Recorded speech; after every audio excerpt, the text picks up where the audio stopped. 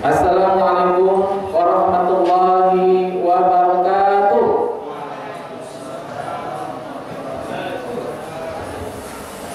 Alhamdulillahirabbil alamin, wassalatu wassalamu ala asrofil anbiya'i wal mursalin wa ala alihi wa ashabihi ajma'in.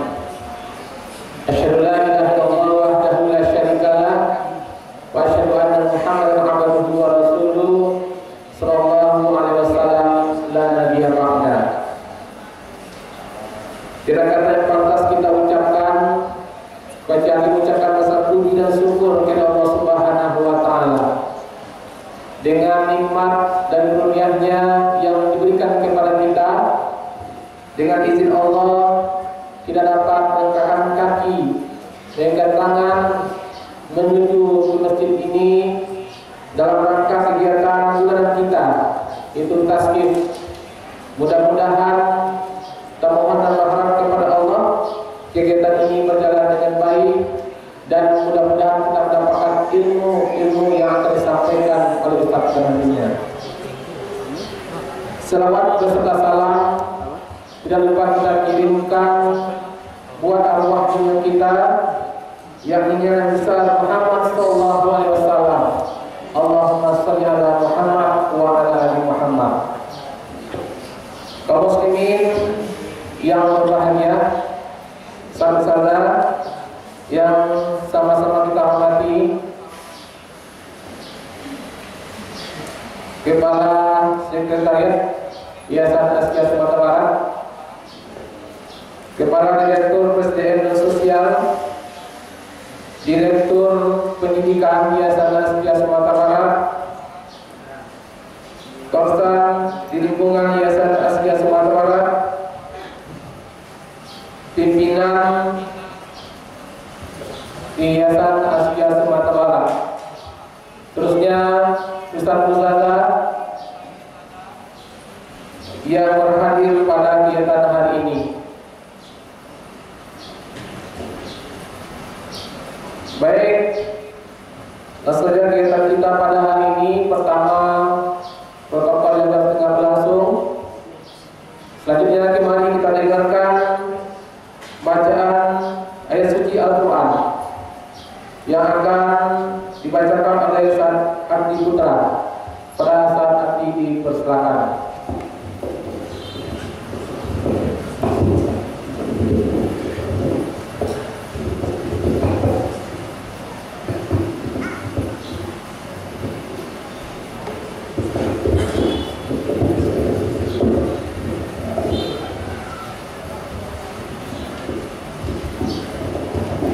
Assalamualaikum warahmatullahi wabarakatuh.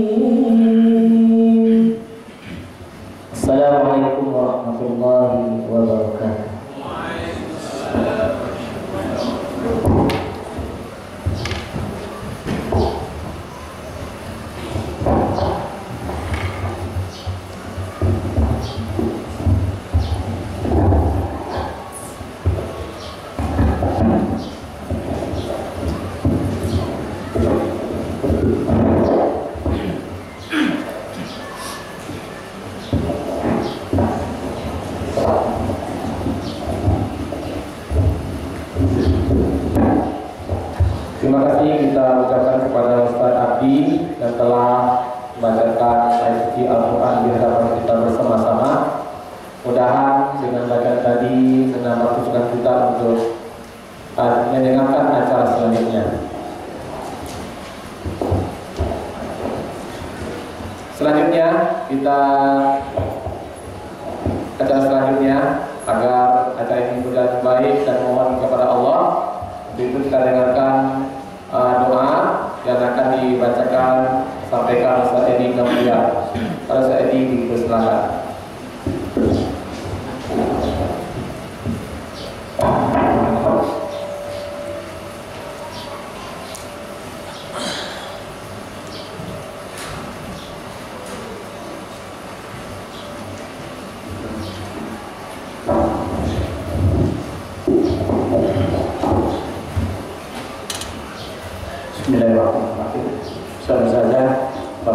mari sama-sama kita mohonkan kepada Allah agar doa kita dikabulkan dan diawali dengan istighfar. Astagfirullahaladzim. Alladzi la ilaha illa huwal hayyul qayyum. Astagfirullahaladzim. Alladzi la ilaha illa huwal hayyul qayyum. Astagfirullahaladzim. Alladzi la ilaha illa huwal hayyul qayyum. A'udzu billahi minasyaitonir rajim. Bismillahirrahmanirrahim. Alhamdulillahirabbil alamin, hamdan syakirin, hamdan na'imin, hamdan yuwafi ni'amahu wa yukafi mazidah. Ya Rabbana lakal hamdu kama yanbaghi li jalali wajhikal karim wa 'azimi sultanik.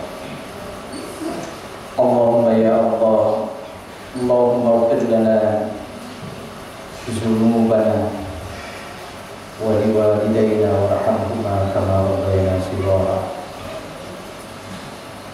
Ya Allah, yang banyak itu adalah nikmat-Mu,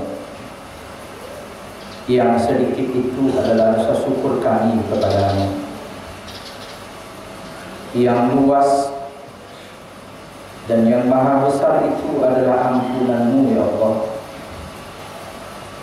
Yang banyak itu adalah kemaksiatan kami, dan sedikitnya rasa penyesalan di atas perbuatan maksiat itu yang kami lakukan kepada Engkau ya Allah. Oleh sebab itu jadikanlah pertemuan kami ini menjadi bahagian dari tanda syukur kami kepada Engkau ya Allah. Dan jadikanlah pula di setiap langkah-langkah kebaikan kami sebagai penghapus di atas kesalahan dan dosa yang kami lakukan. Ya Allah, ya Ghaffar, kami tahu bahwa setiap penglihatan, perkataan, dan tentu saja perbuatan kami sering mengandung dosa bagi kami ya Allah. Yang dosa itu pula penghalang rahmat-Mu, penghalang rezeki-Mu kepada kami. Ya Allah, ampunilah segala dosa-dosa kami ya Allah. Ya Allah, ya Allah, terimalah taubat kami ya Allah. Dari bahagian penyesalan yang kami mohonkan kepada Engkau ya Allah.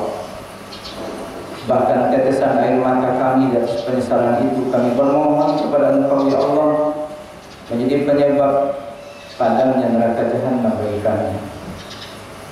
Ya Allah, ampunkan dosa ayahanda ibunda kami ya Allah. Andaikan mereka masih hidup bersama kami di dunia ini, jadikan kami menjadi contoh teladan bagi anak-anak kami untuk berbakti kepada orang tua.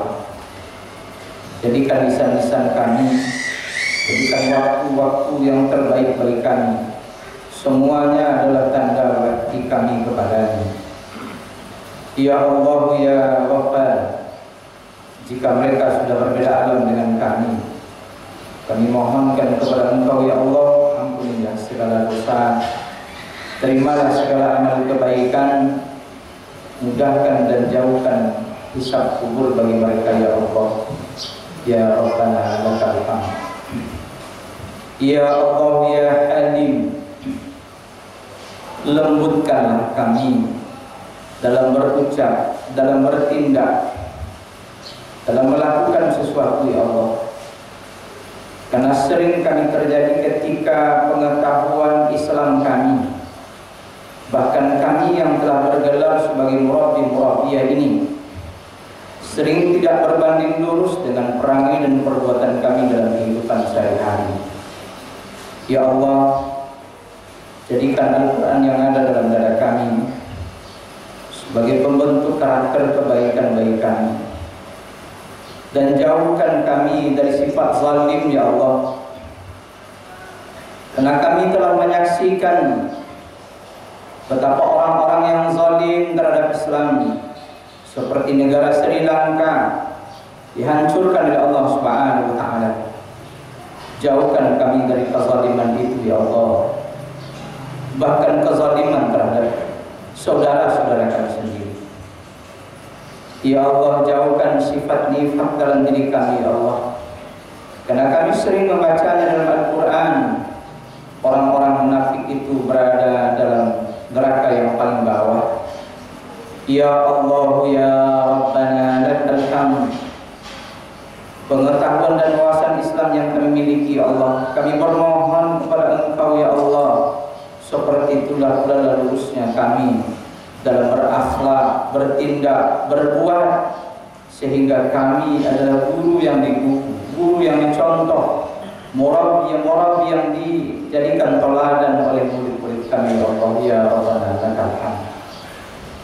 Ya Allah, jadikanlah wadah ini sebagai amal soleh bagi kami ya Allah.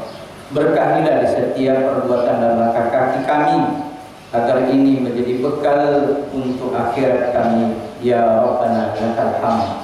Jadikan kami orang yang sabar, luruskan perkataan dan perbuatan kami ya Allah, jauhkan maksiat dalam diri kami. Rabbana zalamna anfusana wa illam taghfir lana wa tarhamna lanakunanna minal khasirin. Rabbana atina fid dunya hasanah wa fil akhirati hasanah wa qina adzabannar. Walhamdulillahirabbil alamin. Assalamualaikum warahmatullahi wabarakatuh.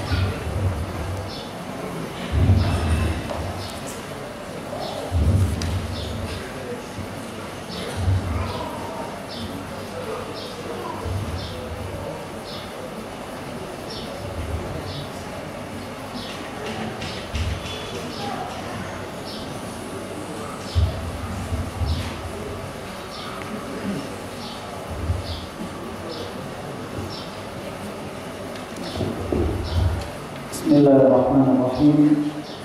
Assalamualaikum warahmatullahi wabarakatuh.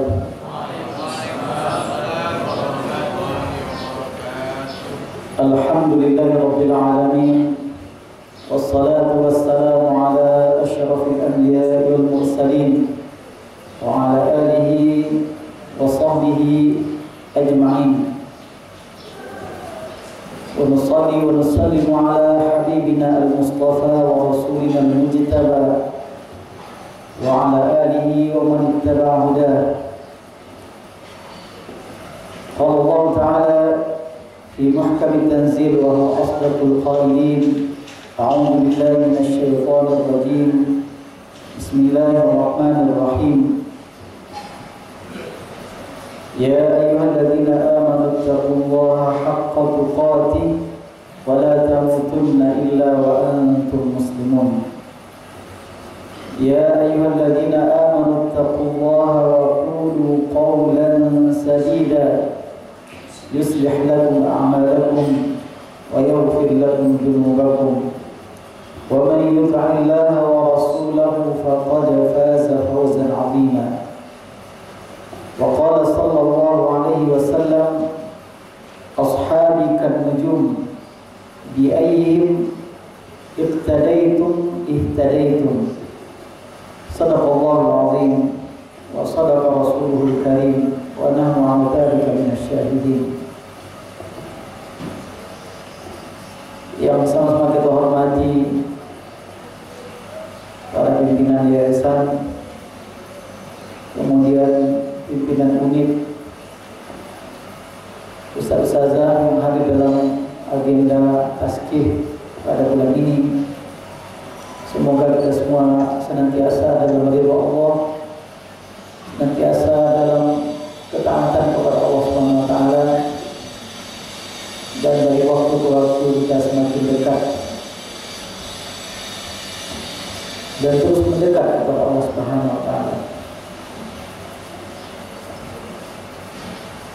Sebelum kita lanjut menyampaikan materi pada acara taskih ini,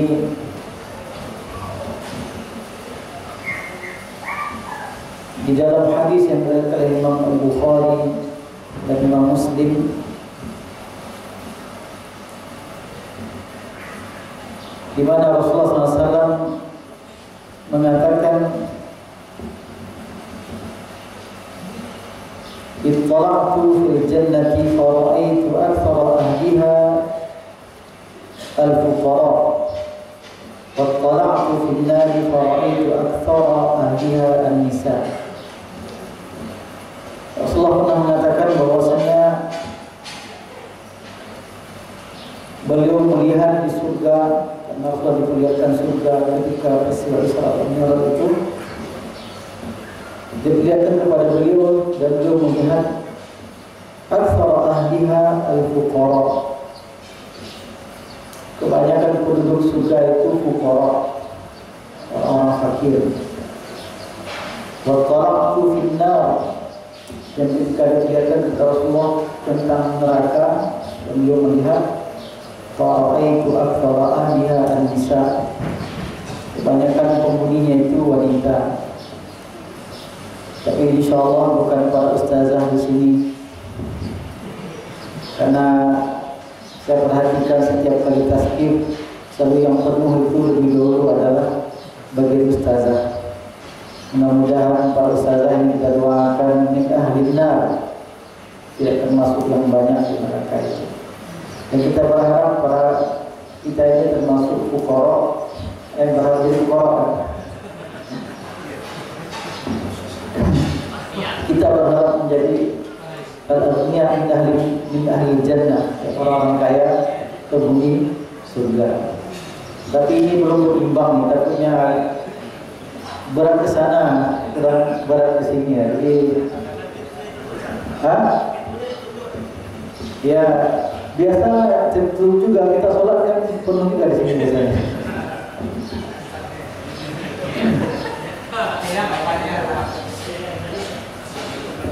Baik, insyaallah dalam kesempatan taskih kali ini, karena nanti jam 10 juga akan ada acara pertemuan wali-wali TK, tentu kita harus selesaikan sebelum jam 10.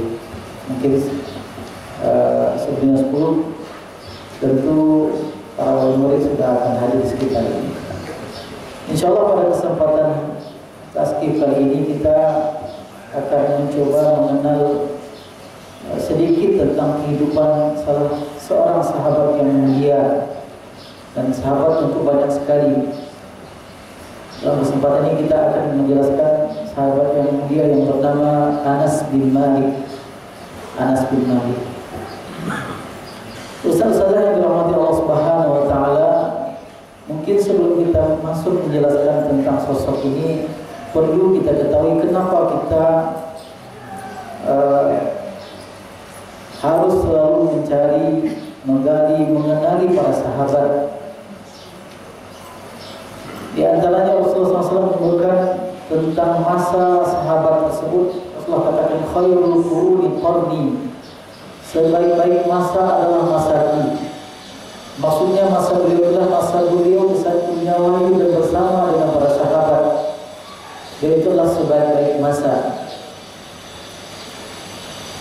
Dan berikutnya adalah masa tabi'in. Karena masa terbaik, kata Rasulullah SAW, adalah masa Rasulullah hidup dan para sahabat hidup. Tentu perlu kita mengenal siapa orang-orang dan sosok yang hidup di masa tersebut agar kita bisa meniru dan mencontoh akhlak, perilaku dan bagaimana mereka menjadi hamba Allah Subhanahu wa taala. Dan Rasulullah SAW dalam hadis yang lain yang kita bacakan di awal tadi, ashabi kan nujum, kata Rasulullah, para sahabatku kan nujum, seperti bintang-bintang. Jadi kalau kita melihat ke langit di malam hari, di saat cuaca cerah, ketika bintang bertaburan di langit, maka kata Rasulullah, bi ayyihim iqtadaitum ihtadaitum, dengan siapapun yang kalian contoh dari mereka, siapapun yang kalian jadikan qudwah di antara mereka, ihtadaitum, maka yakinlah kalian akan mendapatkan hidayah, mendapatkan petunjuk. Maka oleh sebab itu sangat urgen, sangat penting kita mengenal semakin banyak sahabat yang kita kenal, bagaimana kehidupannya akan semakin baik. Apalagi hari ini kita, generasi anak-anak kita dihujani dengan sosok-sosok yang sebetulnya tidak layak menjadi qudwah, tapi dalam realitanya menjadi contoh. Banyak orang-orang yang aslinya hanyalah tontonan, tetapi kemudian menjadi tuntunan. Sementara yang seharusnya menjadi tuntunan tinggal jadi tontonan. Baik tontonan itu karakternya dari film kartun misalnya, ataupun artis atau atlet olahraga misalnya, yang awalnya sekedar hiburan, tontonan, dilihat dan ditonton, tetapi itu yang menjadi tuntunan, yang ditiru cara berjalannya, cara berbicaranya, cara berpakaiannya, potong rambutnya. Sementara sosok-sosok yang mulia yang seharusnya kita jadikan qudwah, kita jadikan tuntunan, karena kita tidak mengenalnya, menonton pun tidak, bagaimana mungkin akan menjadi tuntunan. Nah, dalam kesempatan ini kita akan menjelaskan sedikit tentang seorang sahabat yang mulia yang bernama Anas bin Malik. Mungkin nama ini termasuk nama yang cukup sering kita dengar, karena orang Indonesia ada namanya Anas, ada namanya Malik, ada Malik bin Anas. Ini namanya Anas bin Malik. Dia adalah sahabat. Siapa itu sahabat? Mereka yang hidup di zaman Rasulullah, bertemu dengan Rasulullah, beriman dengan risalah yang dibawa oleh Rasulullah, dan wafat dalam keadaan iman. Itulah sahabat. Maka dari definisi itu tidak termasuk sahabat kalau mereka yang sezaman dengan Rasulullah, beriman dengan risalah Rasulullah, tetapi tidak bertemu dengan Rasulullah. Seperti riwayat yang sampai kepada kita ketika An-Najasyi, pemimpin di Habasyah itu di Ethiopia, ketika beliau wafat, Rasulullah salat ghaib atas jenazahnya. Dan menurut ulama hadis, beliau bukanlah sahabat sekalipun sezaman dengan Rasulullah, tapi tidak bertemu. Kita pernah juga mendengar Uwais Al-Qarni yang dulu kita ceritakan. Uwais Al-Qarni hidup sezaman dengan Rasulullah. Beliau tinggal di Yaman, Rasulullah tinggal di Madinah. Beliau beriman tetapi tidak bertemu dengan Rasulullah di saat dia hidup. Dia beriman dan sampai wafatnya beliau dalam keadaan iman. Tetapi beliau bertemu dengan sahabat. Maka orang yang hanya bertemu dengan sahabat disebut dengan tabi'in. Demikian juga tidak termasuk sahabat yang tidak beriman. Abu Lahab atau Abu Jahal yang bertemu dengan Rasulullah, sezaman dengan Rasulullah, tetapi tidak beriman, tidak disebut sebagai sahabat. Jadi tadi dalam menemukan ada, ini namanya Anas bin Malik, ada Malik bin Anas. Kalau Malik bin Anas ini adalah mantan bupati Padang Pariaman. Ini mungkin tadi kita sebutkan karena pakai di tempat kita. Kalau Malik bin Anas itu adalah salah seorang imam mazhab, Imam Malik.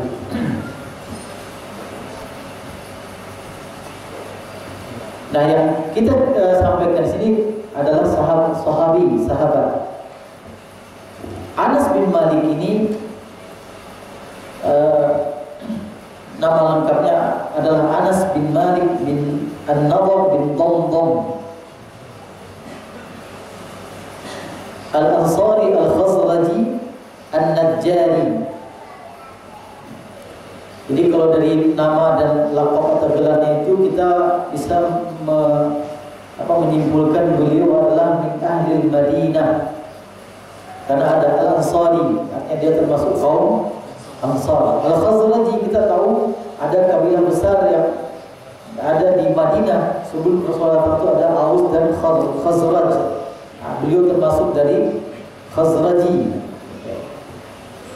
An-Najjari itu juga di kabilah yang lebih kecil lagi, asal muasal keluarganya.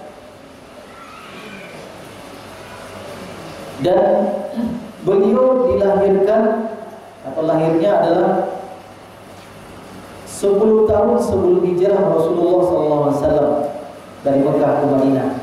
Artinya di saat Rasulullah hijrah ke Madinah, usia beliau 10 tahun. Ini termasuk sahabat yang dari sisi usia kecil ya, 10 tahun. Artinya Rasulullah hijrah itu usia Rasulullah kurang 53 tahun, usia beliau baru 10 tahun.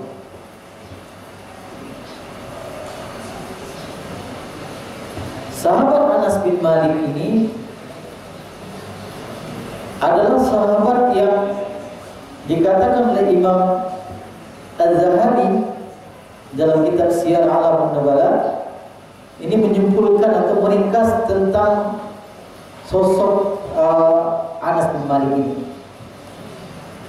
Imam Az-Zahabi menyebutkan Anas bin Malik al-Imam al-Mufti al-Muqri al-Muhaddith rawiyat al-Islam. Ini kalimat ini kira-kira menyimpulkan bagaimana sosok Anas bin Malik. Dia beliau mengatakan Anas bin Malik itu adalah al-Imam. Al-Imam itu artinya pemimpin, orang terdepan. Imam dalam keilmuan.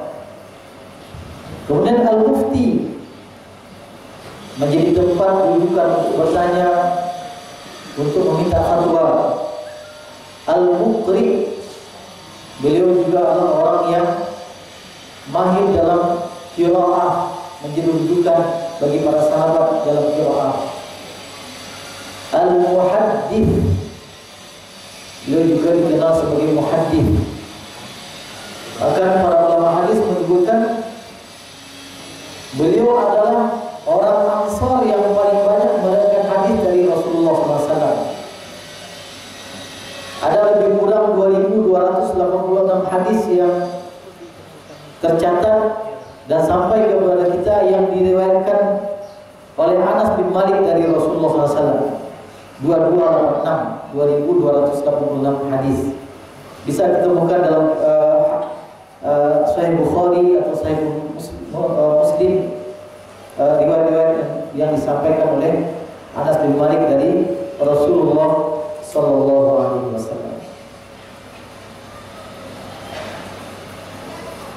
Dan beliau tidak saja mengambil ilmu dari Rasulullah, tetapi juga mengambil ilmu dari sahabat-sahabat yang lain. Dari sahabat Abu Bakar As-Siddiq, dari Umar bin Khattab, dari Uthman bin Affan, dari Mu'adz bin Jabal, kemudian dari sahabat-sahabat yang lain.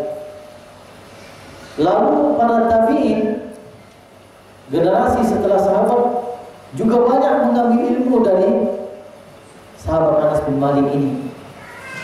Di antara mereka adalah Imam Al-Hasan Al-Basri.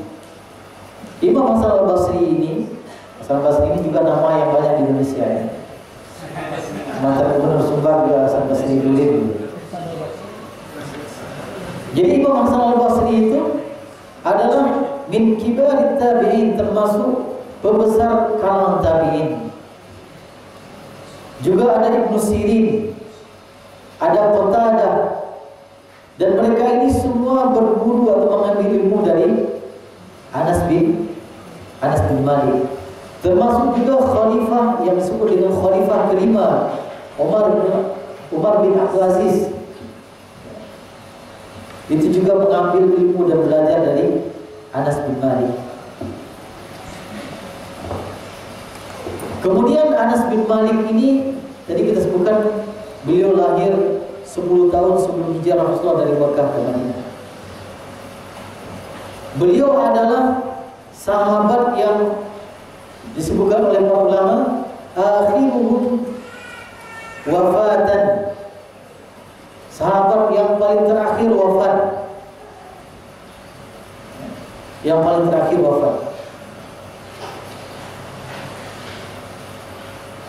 Ada beberapa pendapat, paling tidak 3 pendapat yang menyebutkan tentang tahun wafatnya, tetapi yang paling kuat itu yang pertama ada menyebutkan pada tahun 91 Hijriah, yang kedua 92 Hijriah, yang ketiga 93 Hijriah. Tetapi yang paling kuat yang betulah yang ketiga ini pada tahun 93 Hijriah. Jadi lebih kurang usianya 103 tahun. 103 tahun. Jadi dia sahabat yang paling terakhir wafat dan usianya panjang sekali.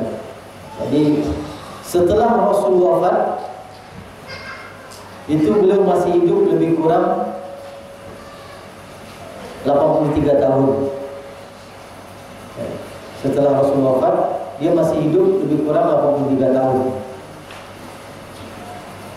Jangan sahabat, mungkin tabi'in pun yang lahir setelah Rasulullah wafat itu yang sudah ada yang meninggal sebelum beliau wafat. Jadi usianya panjang. Nah, kita ingin melihat bagaimana lahir sosok Anas bin Malik menjadi sahabat yang mulia. Kita ingin melihat dari lingkungan tempat dia tumbuh dan lahir.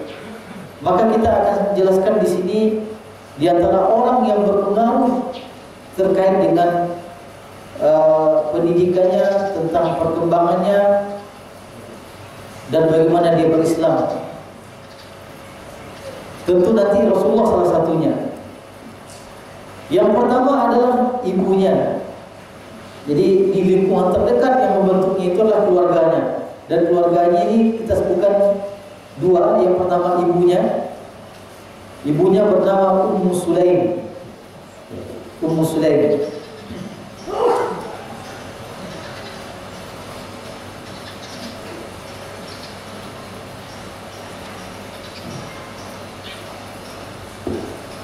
Jadi kunyah atau panggilannya itu adalah Ummu Sulaim. Adapun namanya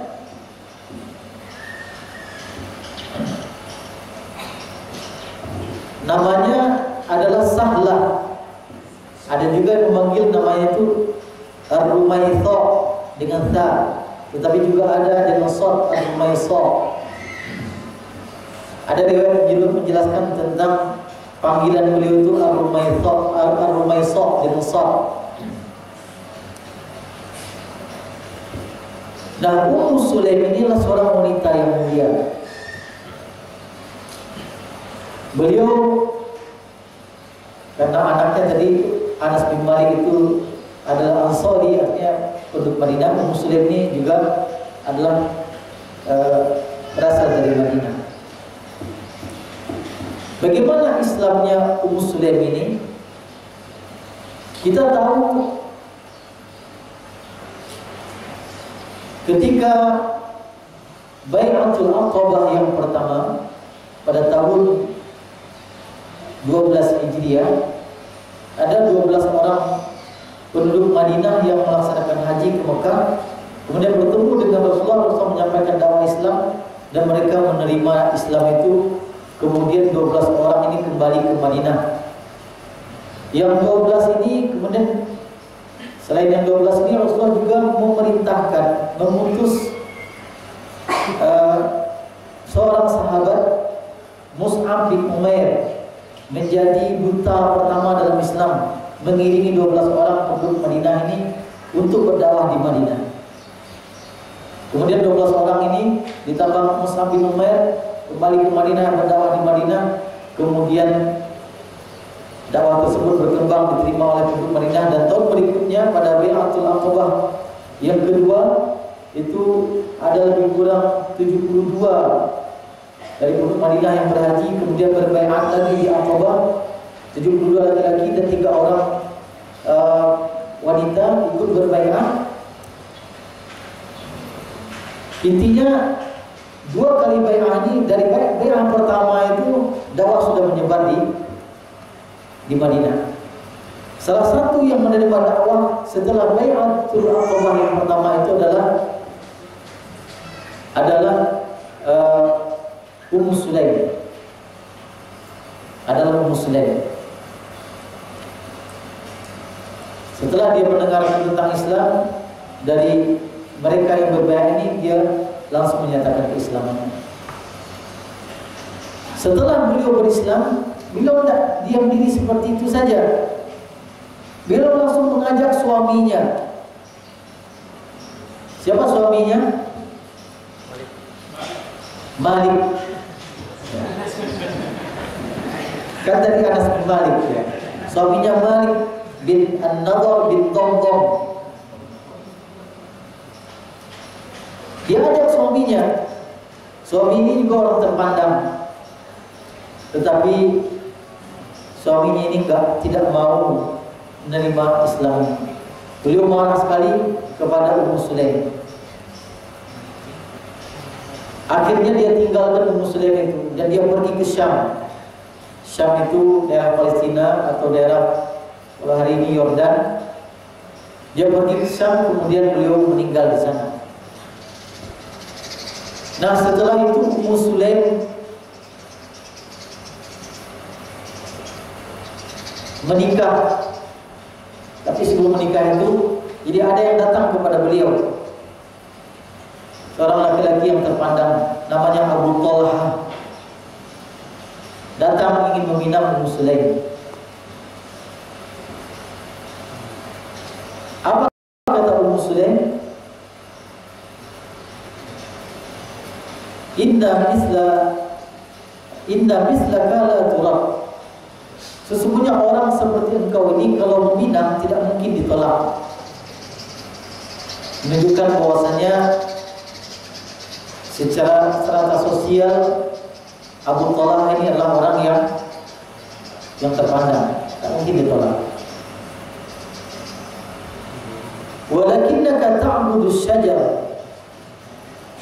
Tetapi engkau orang yang menyembah program lewatnya menyembah syajar, pohon. Maksudnya patung dibuat dari kayu.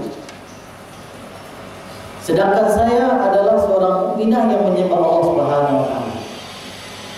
Tidak akan mungkin menerima orang yang menyembah selain Allah.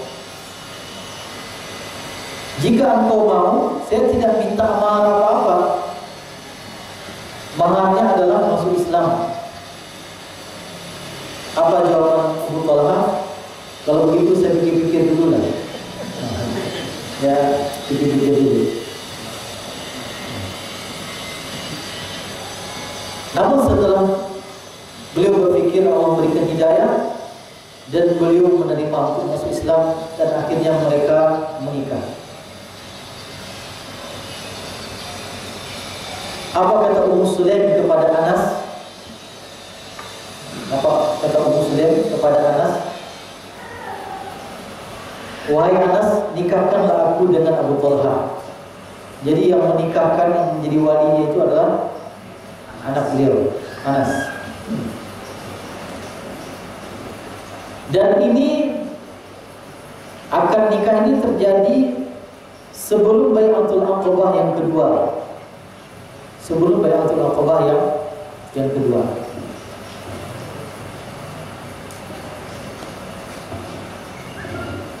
Dan para sahabat menyebutkan tidak ada pernikahan dan mahar yang lebih agung dan mulia dibandingkan mahar Ummu Sulaim. Karena maharnya adalah masuk Islamnya Abu Talha.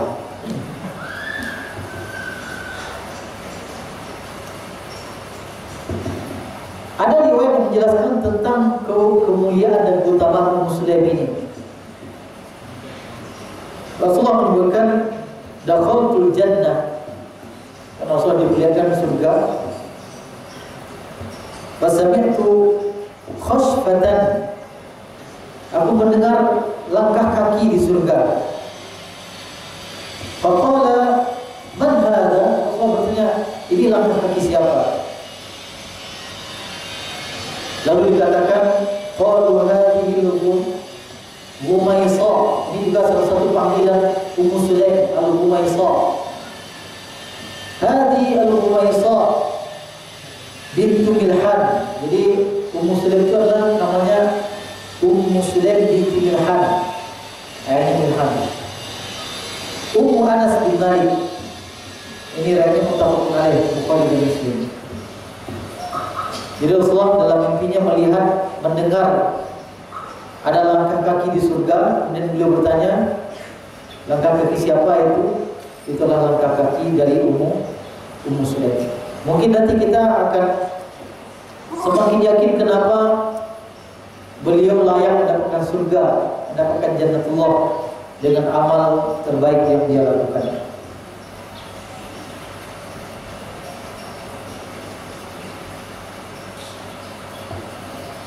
Nah, tentang kesolehan Ummu Sulaim ini disebutkan beliau adalah seorang zaujatun salihah, seorang istri yang saleh. Nah, bagaimana kesolehannya? Nanti kita bisa bandingkan, bisa dibandingkan ya, bisa dicontoh oleh para ummahat. Jadi setelah Ummu Sulaim menikah dengan Abu Talha, lalu Allah memberikan kepada mereka berdua anak. Suatu kali Abu Talha ini datang dari luar, anaknya mungkin usianya masih di bawah 5 tahunan, masih anak-anak, masih kecil. Abu Talha ini dari luar dan datang pada malam hari masuk ke rumah. Ketika dia datang, kemudian disambut oleh istrinya Ummu Sulaim. Kemudian Ummu Sulaim menyiapkan makan malam. Namun sebelum itu ada sebuah peristiwa besar yang terjadi sebelum datangnya Abu Talha ke rumah. Apa itu? Anak mereka meninggal dunia, wafat. Anak-anak tadi tidak dijelaskan secara detail, mungkin sore hari wafatnya. Dan Ummu Sulaim katakan kepada keluarganya, jangan kasih tahu Abu Talha, biar saya kasih tahu dulu. Jadi datanglah Abu Talha dan anak ditidurkan di kamarnya seperti anak sudah tidur karena sudah malam. Datang Abu Talha, kemudian dihidangkan makannya. Setelah selesai makan malam, kemudian Ummu Sulaim berhias, bersolek. Dia ajak suaminya Abu Talha ke kamar. Kemudian sebagaimana lazimnya suami istri, kemudian mereka melakukan hubungan suami istri.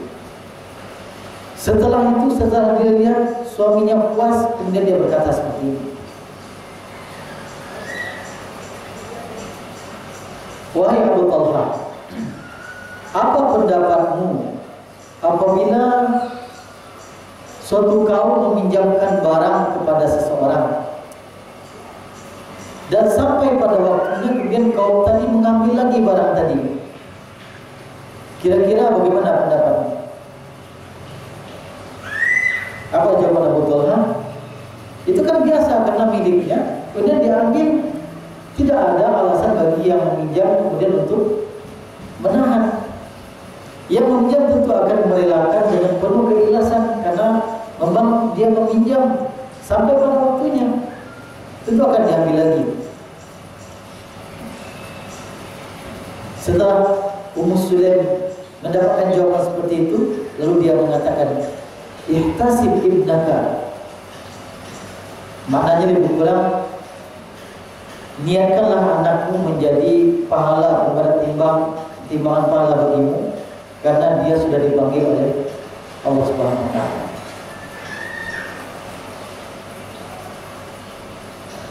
Ini bagaimana seorang ibu yang wafat anaknya bisa membuat melakukan hal seperti ini. Tentu tidak mudah ini. Mungkin sebagian umat, sebagian wanita akan menangis, akan meraung. Bahkan ketika datang suaminya akan semakin keras raungannya.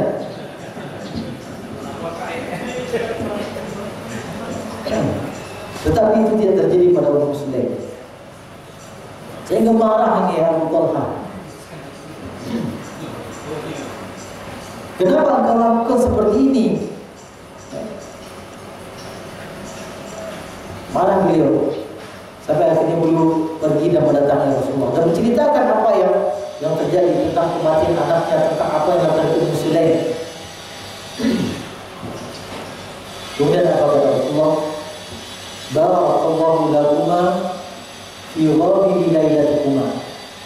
Semoga Allah memberkahi kalian berdua pada malam itu.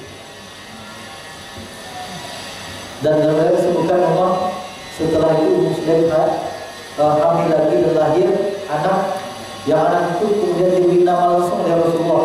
Setelah lahir dibawa kepada Rasulullah dan diberi nama langsung oleh Rasulullah, Rasulullah menamakannya dengan Abdullah.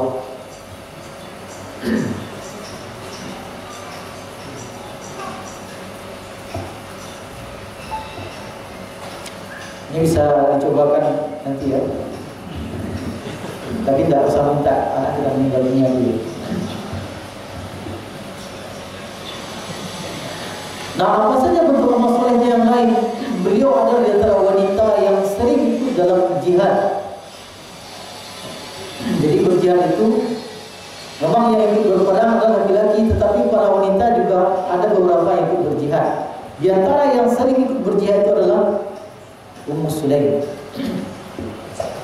Beliau yang menyiapkan air minum, beliau yang membantu mengobati tentara-tentara yang terluka, yang sakit dan seterusnya. Dan ini sering dilakukan oleh Ummu Sulaim. Jadi Anas bin Malik lahir dari ibu yang seperti ini, dari sosok yang seperti ini. Begitu cinta dengan Islam, begitu kuat pengorbanannya kepada Islam. Kemudian yang kedua adalah karena dia tidak langsung hidup lama dengan ayahnya, karena ayahnya pergi kemudian meninggal di Syam, dan beliau tinggal bersama ayah tirinya itu Abu Talha tadi. Abu Talha ini juga adalah sahabat yang mulia. Jadi masuk Islamnya itu bukan karena menikah saja. Kalau karena menikah saja sudah dia menikahi Muslim, mungkin berhenti sampai di situ, tapi tidak. Kontribusinya, pengorbanannya untuk Islam itu terlihat setelah dia memeluk Islam.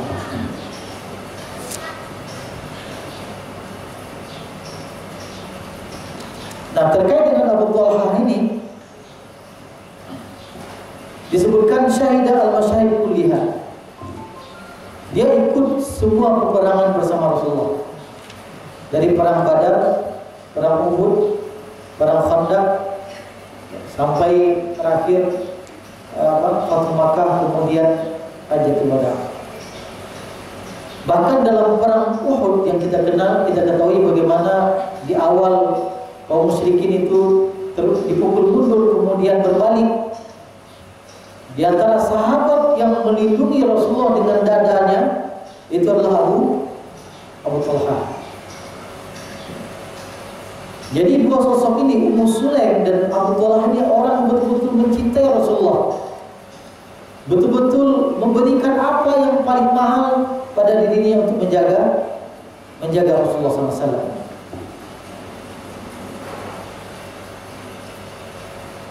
Bahkan tidak saja di masa Rasulullah hidup, di masa Khalifah Abu Bakar, di masa Umar, dan Khalifah selanjutnya, beliau juga selalu ikut dalam peperangan. Bahkan ketika usianya sudah lanjut,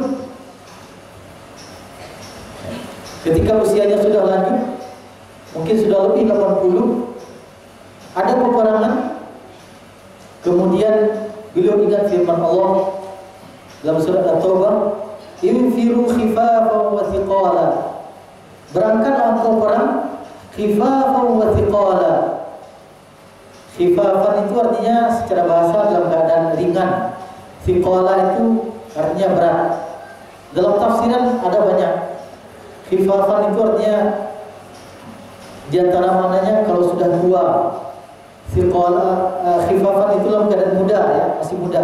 Thiqalan itu kalau sudah tua. Maka mendengar ayat tersebut, beliau katakan, "Jahizuni, tolong siapkan perbekalan untuk aku berperang." Kemudian anak-anaknya mengatakan, "Wahai ayah, engkau sudah tua, biar kami yang menggantikan engkau. Engkau sudah pernah berjihad bersama Rasulullah, bersama Abu Bakar, bersama Umar, bersama sahabat yang lain. Sekarang giliran kami." Apa jawab beliau? Beliau sebutkan firman Allah dalam surat Taubah tersebut, "Infiru khifafan wa thiqala." Berangkatlah berperang dalam keadaan ringan ataupun berat. Dan di antara mana berat itu walaupun sudah tua, sehingga tak bisa anak-anaknya menahan. Beliau tetap ikut berperang.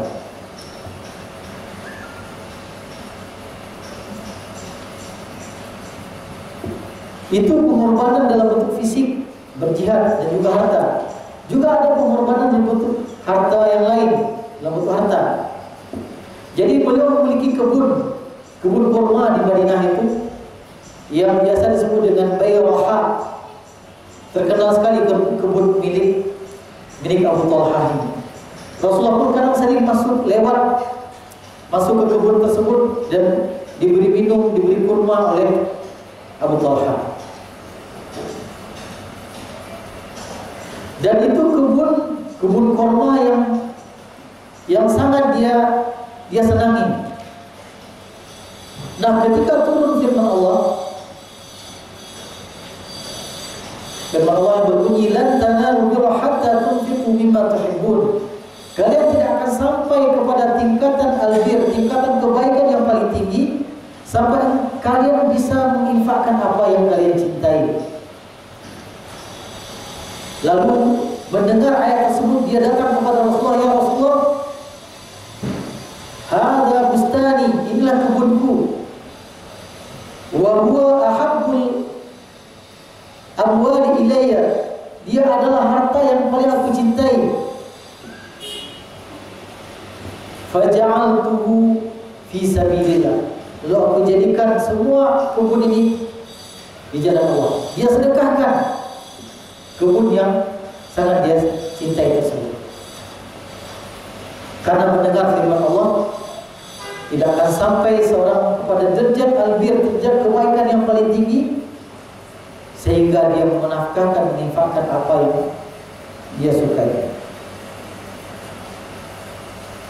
Jadi bertemulah dua sosok yang sangat mulia, dan tumbuhlah Anas bin Malik di antara dua sosok yang mulia.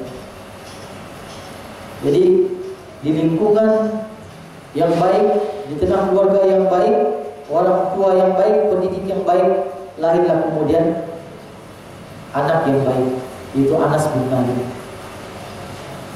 Tadi kita sebutkan bahwasanya ketika Rasulullah hijrah dari Mekah ke Madinah, Anas bin Malik berusia 10 tahun.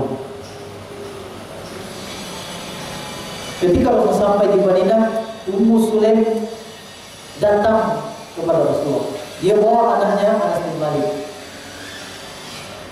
Dia katakan, banyak kaum orang-orang Ansar ini memberikan sesuatu yang berharga apa yang mereka miliki untuk saudaranya kaum Muhajirin.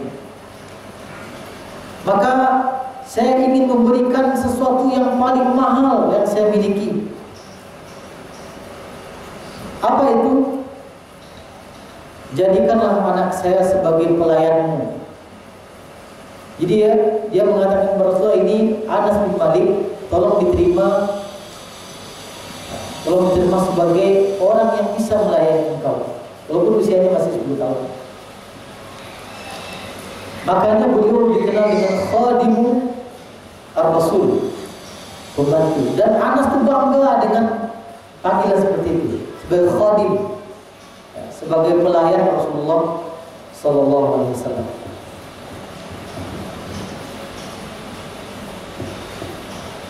Setelah sekian lama bersama Rasulullah, suatu kali Ummu Sulaim datang kepada Rasulullah.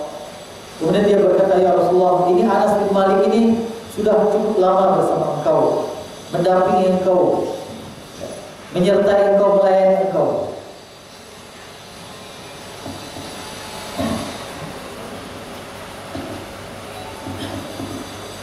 Saya ingin meminta sesuatu. Jadi Muslim ingin minta sesuatu kepada Rasulullah. Apa itu? Tolong doakan khusus Anas bin Malik ini. Mana banyak? Ya. Jadi dia minta kepada Rasulullah didoakan anaknya. Lalu Rasul mendoakan Anas bin Malik. Ya, memohon kepada Allah. Apa bunyi doanya? Dalam riwayat Muslim disebutkan, Allahumma aktsir malahu wa waladahu wa barik lahu fihi. Ya Allah, berkahilah, ya Allah, banyakkanlah hartanya, wa waladahu, dan anaknya, dan berkahilah dia pada anak dan hartanya tersebut. Jadi dahsyat doa Rasulullah itu. Jadi kalau kita perhatikan sahabat-sahabat yang didoakan khusus oleh Rasulullah, itu betul terbukti.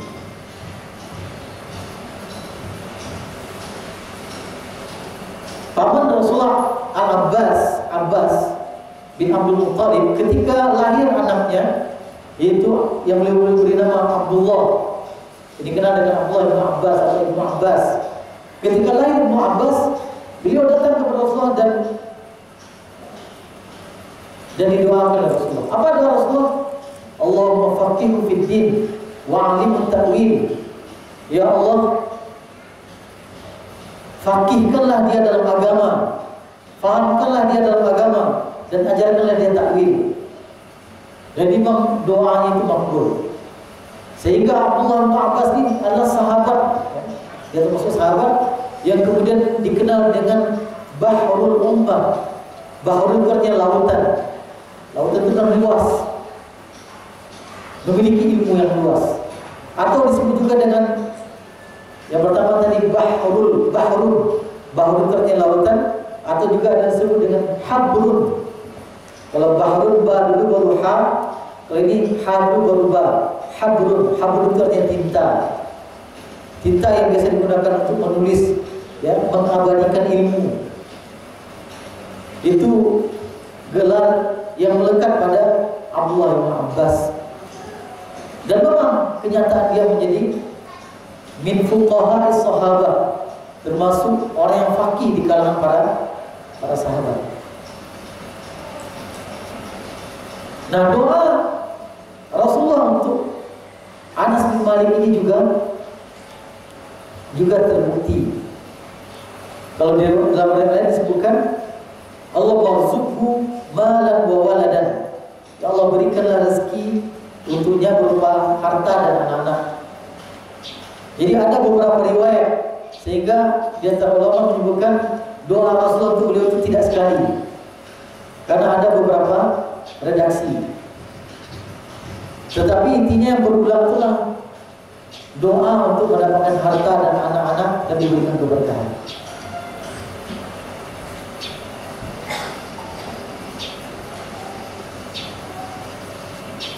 Beliau usianya kan berapa tadi?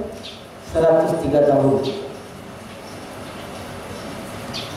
Dalam usia yang panjang itu, Allah karuniakan keturunan yang banyak. Allah karuniakan keturunan yang banyak.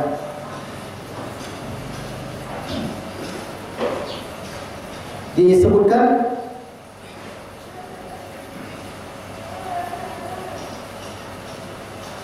jadi beliau pernah menyatakan, aku diberikan anak dan cucu yang banyak, dan sampai saat ini jumlah anak dan cucu saya itu lebih kurang 100. Memang tidak disebutkan tahun berapa beliau mengucapkan itu, tapi jelas angka itu sudah menjelaskan tentang banyaknya anak dan cucu beliau. Riwayat menyebutkan jumlah anak dan cucu beliau di saat beliau masih hidup itu, yang hidup itu ada menyebutkan sampai 120, ada menyebutkan sampai 130 jumlah anak dan cucu. Jadi menunjukkan kebenaran hadis atau doa Rasulullah SAW. Kemudian juga terkait dengan banyakkan hartanya, beliau juga menyebutkan, Anas bin Malik mengatakan, aku termasuk kaum Ansar yang banyak hartanya, termasuk yang banyak hartanya. Anas bin Malik ini juga punya kebun korban. Kalau yang lain itu berbuahnya atau panennya sekali setahun, kebun milik Anas ini 2 kali setahun. Ya. Jadi keberkahan doa Rasulullah SAW.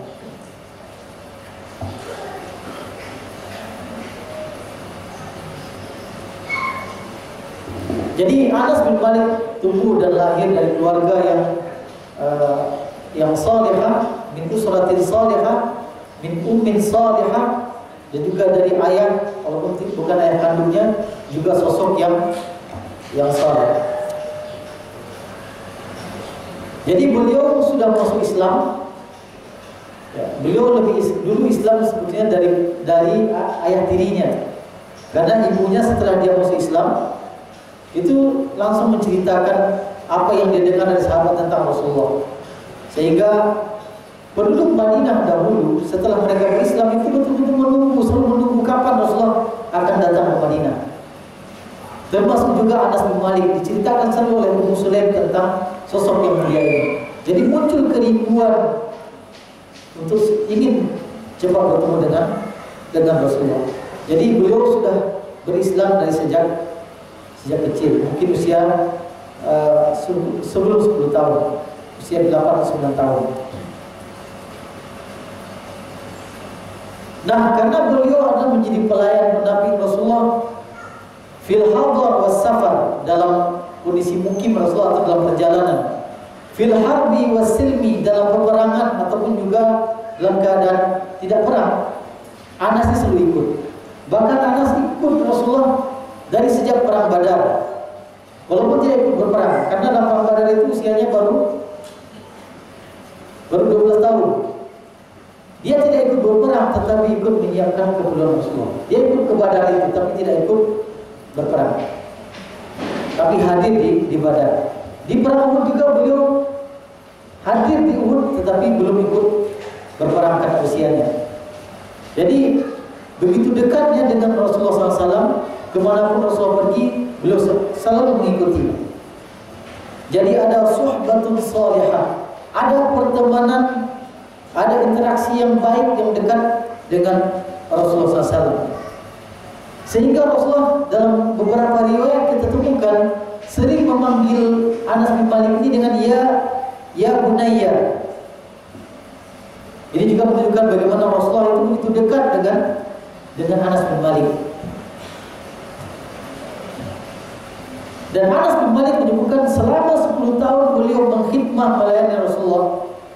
Sampai Rasulullah wafat itu beliau katakan, tidak pernah selama 10 tahun aku mendampingi Rasulullah, aku melayani Rasulullah marah kepadaku, mengucapkan kata-kata keras, suara tinggi, tak pernah sekalipun.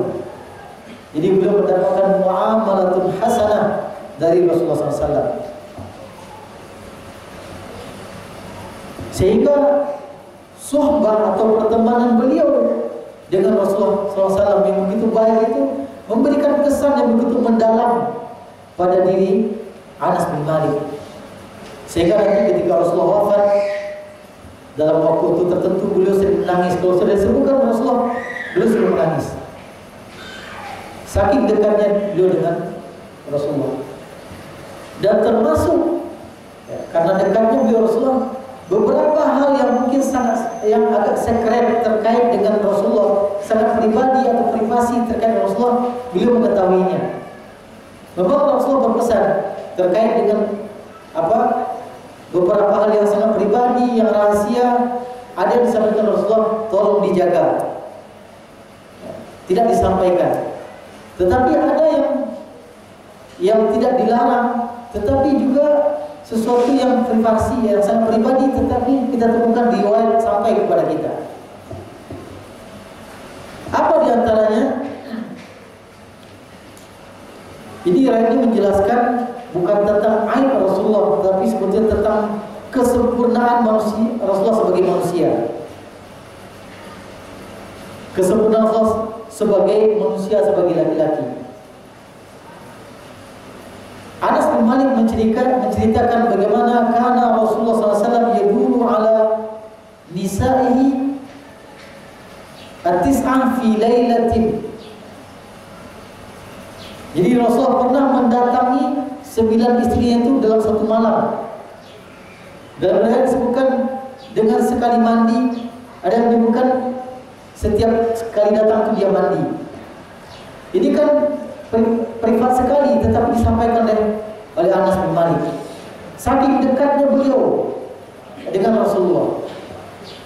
Sekali lagi ini bukan aib, tetapi menunjukkan Allah memberikan kesempurnaan khilqah, kesempurnaan penciptaan kepada Nabi yang mulia. Bayangkan itu terjadi itu setelah hijrah ke Madinah. Dan setelah sekian kali peperangan Rasulullah mengikuti, tetapi bagaimana Allah berikan kekuatan secara fisik kepada Rasulullah.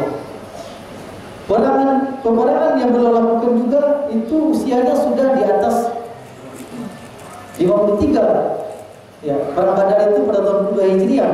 Artinya usia Rasulullah sudah 54 atau 55. Dan sekian banyak peperangan beliau ikuti setelah itu. Dan itu sekali lagi menunjukkan bagaimana Allah melebihkan manusia yang mulia dari sisi fisiknya. Jadi disampaikan oleh Anas bin Malik, menunjukkan bagaimana beliau begitu dekat dengan Rasulullah SAW.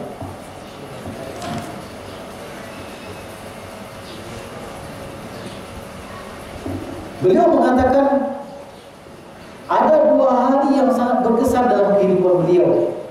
Yaumani, ada 2 hari yang sangat berkesan dalam kehidupan beliau. Yang pertama, Yaumul Hijrah. Yang kedua, Yaumul Wafat. Hari yang sangat berkesan adalah hari hijrahnya Rasulullah. Di saat pertama dia bertemu dengan Rasulullah, sosok yang selama ini ditunggu, dirindukan, kemudian Allah pertemukan. Itu hari yang sangat berkesan dalam kehidupan beliau. Dan yang kedua adalah Yaumul Wafat. Itu hari wafatnya Rasulullah SAW. Karena beliau adalah orang yang dekat dengan Rasulullah, sehingga beliau juga adalah orang yang berusaha mencontoh Rasulullah dalam segala hal. Dikatakan oleh sahabat Abu Hurairah. Abu Hurairah ini juga sahabat yang dekat dengan Rasulullah. Dan membersamai Rasulullah tidak selama Anas bin Malik, mungkin sekitar 5 tahun, tetapi dia menjadi sahabat yang paling banyak merekam hadis dari Rasulullah SAW. Apa kata sahabat Abu Hurairah tentang Anas bin Malik? Beliau katakan, "Ma ra'aitu ahadan ashbaha salatan bi Rasulillah sallallahu alaihi wasallam min ibni Ummi Sulaim." Tidak ada orang yang salatnya lebih mirip dengan salat Rasulullah melainkan anak dari Ummu Sulaim, yaitu Anas bin Malik. Ini saking dekatnya beliau, bagaimana beliau melihat ibadah Rasulullah, sehingga Abu Hurairah memperhatikan di antara sahabat itu yang paling mirip salatnya dengan salat Rasulullah itu adalah Anas bin Malik. Kita pernah mendengar riwayat bagaimana Rasulullah itu salat malam hatta tatawarram qadamahu, sampai kaki Rasulullah itu bengkak karena lamanya salat malam. Kalau kita baca, rupanya sahabat Anas juga demikian. Ya, sahabat Anas itu meniru Rasulullah, tidak saja dalam salat wajib, dalam salat sunnah. Jadi beliau salat malam itu juga sampai bengkak kakinya litulil qiyam, karena lamanya dia qiyamul lail.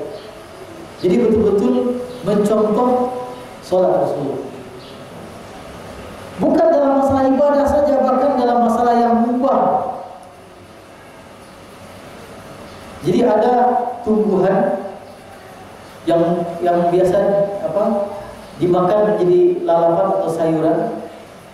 Sahabat Anas tidak suka sebetulnya, tidak suka makan ini. Tetapi karena dia melihat Rasulullah memakan lalapan ini, sehingga dia katakan, ma akaltuki hubban laki. Saya tidak makan engkau wahai sayuran karena aku karena suka, tidak. Melainkan karena aku lihat Rasulullah memakan engkau ini, maka saya makan juga. Jadi begitu ittiba'nya dia, begitu mengikuti Rasul. Ya. Bahkan dalam hal yang mubah sekalipun dia berusaha meniru Rasulullah SAW.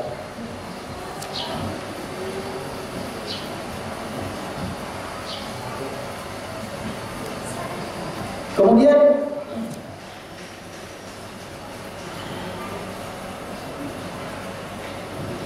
seperti kita katakan tadi, bagaimana beliau mulazamah dengan Rasul, mendampingi Rasul sampai Rasulullah wafat pada tahun 10 Hijriah. Namun beliau masih hidup lama setelah itu. Masih hidup sekitar 83 tahun lamanya setelah Rasulullah wafat.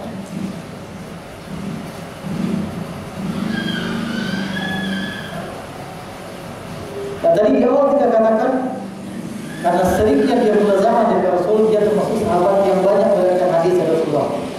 Berapa jumlahnya?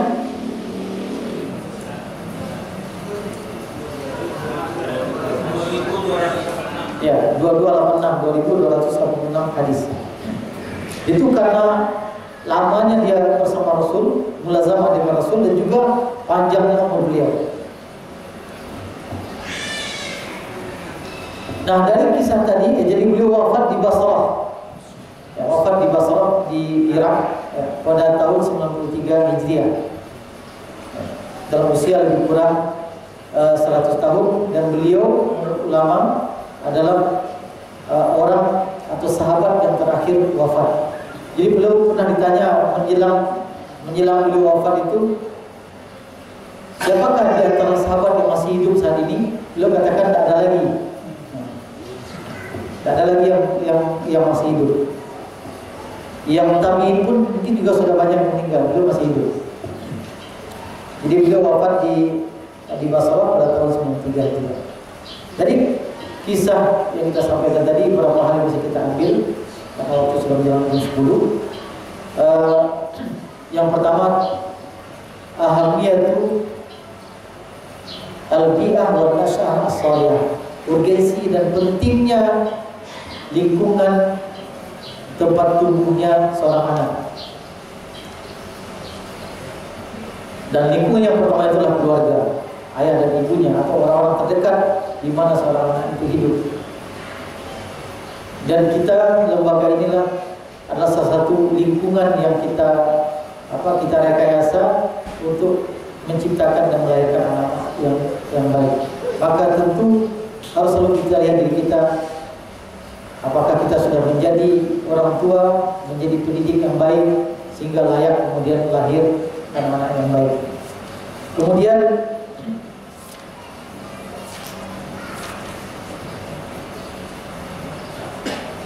hubbut ta'ati lazzah.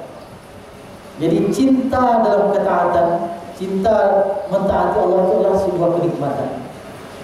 Jadi bukan sebuah kehinaan dan keterpaksaan. Jadi sahabat Anas melayani Rasulullah, mengkhidmah Rasulullah, menservis Rasulullah, itu tidak menjadikan dirinya hina. Justru dia menikmati, dia merasakan kelezatan. Dan inilah yang dikatakan oleh Imam Ibnu Qayyim.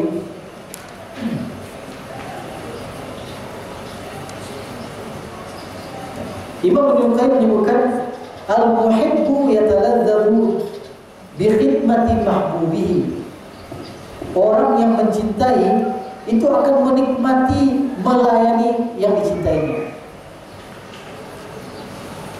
Ini kalau kita lihat orang yang kasmaran, orang yang pacaran, kadang tidak masuk dalam logika kita. Untuk orang tuanya tidak bisa dia memberi sedikit uang, tetapi untuk yang sosok yang katanya sangat dia cintai, walaupun di luar ikatan pernikahan, dia mampu memberi, dia mampu mentraktir. Jadi benar, orang yang mencintai seseorang yang dia cintai, ya taladzaz, dia menikmati melayani yang dicintainya. Tinggal ini apakah dalam kebaikan, dalam ketaatan, atau dalam kemaksiatan. Wa tasarrufihi fi ta'atihi. Juga orang yang mencintai akan senantiasa menikmati semua aktivitas bersama orang yang dicintai. Kullama kanat al-mahabbatu aqwa, semakin kecintaan itu semakin kuat, kanat lazzatut ta'ah wal khidmah akmal. Maka akmalnya. Semakin kuat kecintaan itu, semakin tinggi kecintaan itu, maka kenikmatan mentaati itu, melayani itu juga semakin sempurna. Makanya kalau Rasulullah sampai bengkak kakinya, Anas bin Malik sampai bengkak kakinya, itu bukan seperti saya kemarin main bola kemudian cedera gitu ya.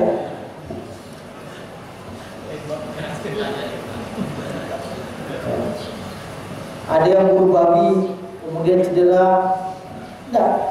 Tapi dia juga, orang buru babi itu menikmati juga, karena ada lazat, ada kenikmatan. Tetapi berbeda dengan orang yang menikmati qiyamul lail, qiyam yang lama. Walaupun secara fisik mungkin sampai bengkak kakinya, tetapi secara hati dia sangat menikmati. Jadi semakin kuat kecintaan tersebut, maka semakin sempurna kenikmatan dalam mentaati Allah, mentaati Rasul. Dia tidak, sahabat Anas tidak merasa hina melayani Rasulullah. Kemudian hikmah yang lain yang bisa kita ambil mungkin cukup terakhir, bagaimana berislam itu tidak cukup dengan menyatakan ana muslim, tetapi harus diwujudkan dalam bentuk perilaku yang nyata, dalam bentuk tafkiyah, pembebanan, dalam bentuk kontribusi. Sebagaimana Ummu Sulaim ketika dia masuk Islam, dia tidak berdiam diri tapi mengajak siapa yang bisa diajak. Dia sampaikan Islam kepada anaknya Anas bin Malik, dia sampaikan kepada suaminya. Abu Talha juga demikian, yang awalnya mungkin ragu berpikir, tetapi setelah dia masuk Islam, dia menjadi orang yang terdepan, berkontribusi untuk Islam dan menunjukkan cintanya kepada Rasulullah. Bahkan diceritakan sahabat Abu Talha ini namanya dalam peperangan disebut kalau terkait dengan menjaga Rasulullah. Namanya selalu muncul dalam saat-saat genting, menunjukkan tidak banyak orang yang muncul dalam saat genting, sedikit, dan salah satunya adalah Abu Talha. Jadi keislamannya diwujudkan dalam bentuk amal yang nyata. Baik, inilah sedikit penjelasan tentang sosok yang mulia sahabat Anas bin Malik. Semoga kita bisa menjadikan beliau teladan, karena sebagaimana hadis yang kita bacakan di awal tadi, ketika kita meneladani sahabat siapapun dia, maka insya Allah kita akan mendapatkan hidayah. Dan semoga sosok-sosok sahabat yang lain atau tabi'in yang lain hadir dalam hati dan pikiran kita, dalam kehidupan kita, menggantikan sosok-sosok yang tidak layak kemudian menjadi tontonan, apalagi menjadi menjadi tuntunan. Demikian saja, semoga apa yang kita sampaikan bermanfaat, dan jika ada salah tinggal saya mohon maaf kepada Allah, kita minta ampun. Aqulu qouli hadza wa astaghfirullah wa lakum wa lisairil muslimin wal muslimat fastaghfiruhu innahu huwal ghafurur rahim. Wassalamualaikum warahmatullahi wabarakatuh.